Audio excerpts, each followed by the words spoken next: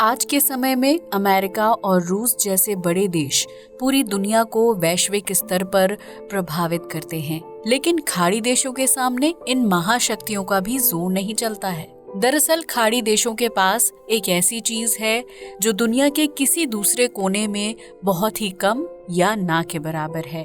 उस चीज को कच्चा तेल और प्राकृतिक गैस के नाम से जाना जाता है, जिस पर सभी देशों की अर्थव्यवस्था टिकी हुई है। तो सवाल खड़ा होता है कि आखिर पूरे विश्व में खाड़ी देशों के पास ही सबसे ज्यादा तेल भंडार क्यों है और इसके पीछे कौन सी चीजें जिम्मेदार हैं? अरब देशों के पास क्यों है तेल भंडार?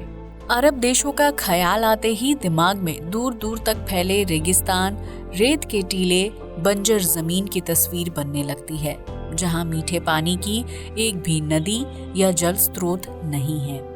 खाड़ी देशों में मुख्य रूप से Bahrain, Kuwait, Oman, Qatar, Saudi Arab और संयुक्त अरब अमीरात यानी यूएई का नाम शामिल है, जिनमें से सऊदी अरब, यूएई, कतर और कुवैत जैसे देशों के पास तेल और प्राकृतिक गैस के भंडार हैं। इनमें से सऊदी अरब सबसे ज्यादा तेल उत्पादन करता है, जिसे दूसरे देशों को ऊंचे दामों में बेचा जाता है।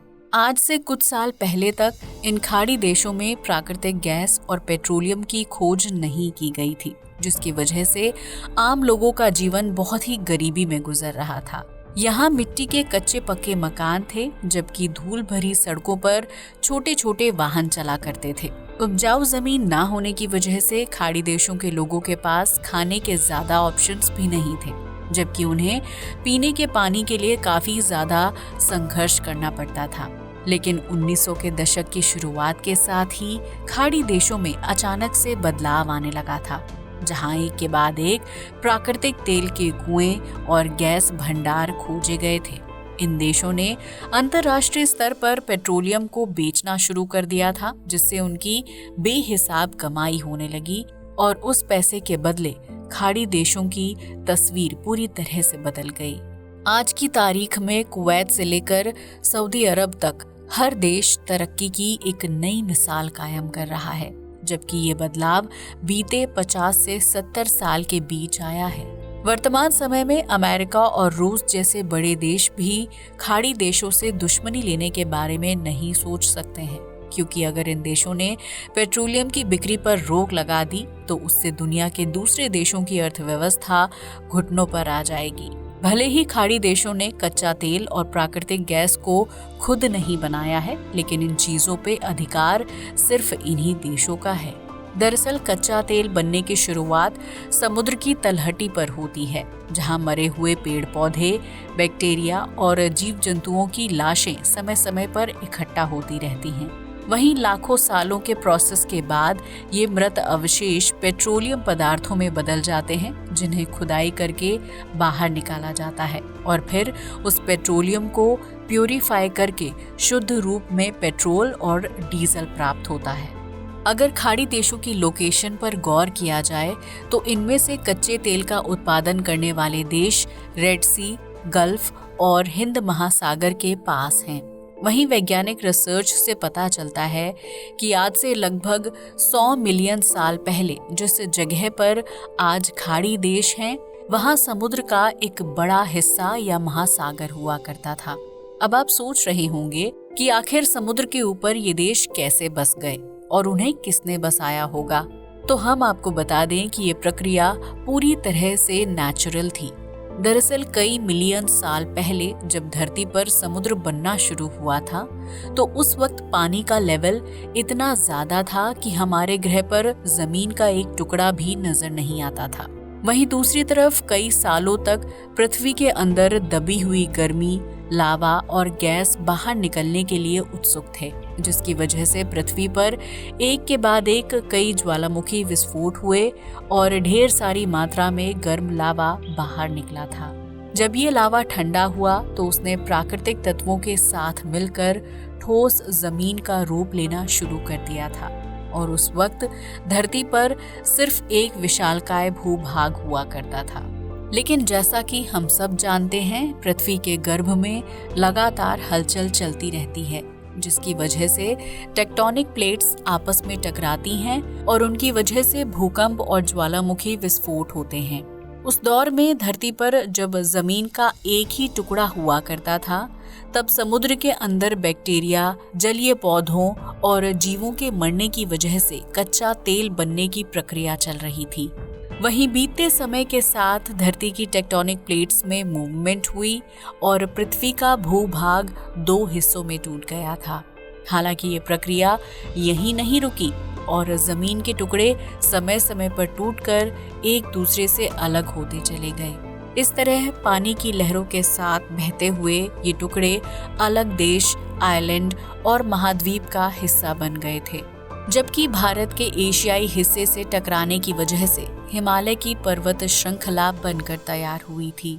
इसी तरह जिस जगह पर कभी सिर्फ समुद्र हुआ करता था, वहां खाड़ी देशों की जमीन आकर ठहर गई थी। इस समुद्र को वैज्ञानिकों ने टेथिस महासागर का नाम दिया, जो टेक्टोनिक प्लेट्स की मूवमेंट और भूभाग के बदलाव की वजह से गायब हो गया था। हालांकि इस महासागर का गायब होना खाड़ी देशों के लिए बहुत ही अहम था, क्योंकि आगे चलकर टेथिस की वजह से ही इन देशों की किस्मत बदलने वाली थी। भले ही समुद्र के ऊपर नई जमीन बनकर तैयार हो गई थी, लेकिन उसके नीचे समुद्री हिस्से में कच्चा तेल बनने की प्रक्रिया लगातार जारी थी। उस वक्त धरती पर इंसानों की प्रजाति नहीं थी, जबकि नीले ग्रह पर जीवन काफी तेजी के साथ बदल रहा था। वहीं जब हम इंसान अस्तित्व में आए, तो शुरुआती दौर में हमें पेट्रोलियम पदार्थ या उससे चलने वाली मशीनों और गाड़ियों का ज्ञान नहीं था। जब किसी चीज की जरूरत ही नहीं थी, तो उसे खोजा जाना भी जरूरी नहीं समझा गया था। लेकिन जैसे जैसे दुनिया आधुनिक होती चली गई और वैज्ञानिकों ने धरती के बनने की प्रक्रिया पर रिसर्च शुरू की, तो एक के बाद एक नई जानकारियां सामने आने लगी थी।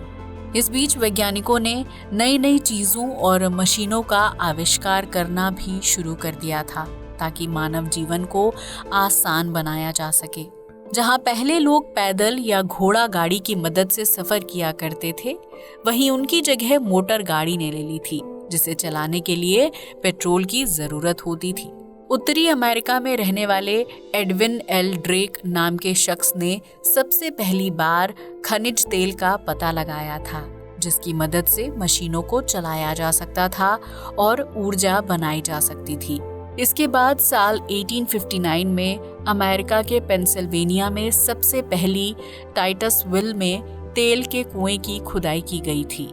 हालांकि उस जगह पर तेल की मात्रा काफी कम थी, लेकिन इस खोज ने उत्तरी अमेरिका में खनिज तेल की क्रांति ला दी थी, जिसकी वजह से साल 1867 तक तेल के कई छोटे बड़े कुओं की खोज और खुदाई के काम को अंजाम दिया गया था।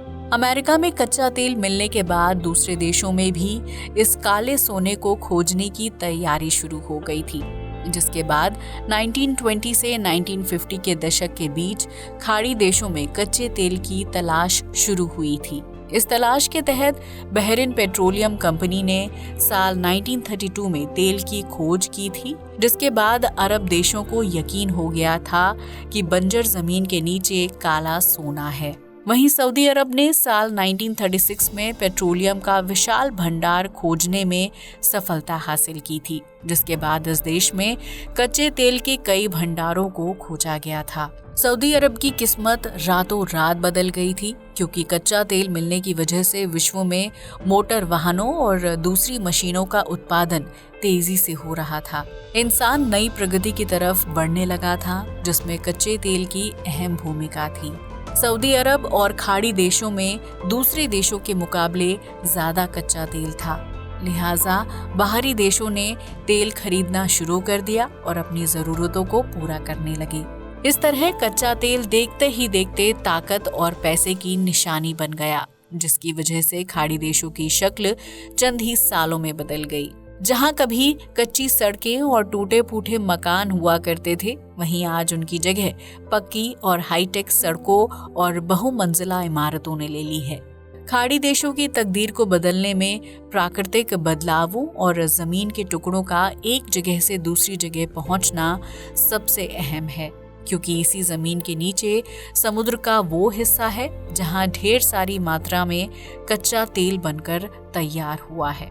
सऊदी अरब के अलावा कतर एक ऐसा देश है जिसके पास प्राकृतिक गैस के भंडार हैं और आज बदलते समय के साथ तेल के अलावा प्राकृतिक गैस की डिमांड भी काफी ज्यादा बढ़ रही है। जब इन देशों में कच्चे तेल और प्राकृतिक गैस की खोज की गई थी तो कुछ बड़े देशों ने इन्हें हथियाने की कोशिश भी की थी, लेकिन खाड़ी देशों ने अपनी संपत्ति को किसी दूसरे देश के हवाले करने से साफ इनकार कर दिया था, जबकि दुश्मन देशों का युद्ध भूमि में कड़ा मुकाबला किया था।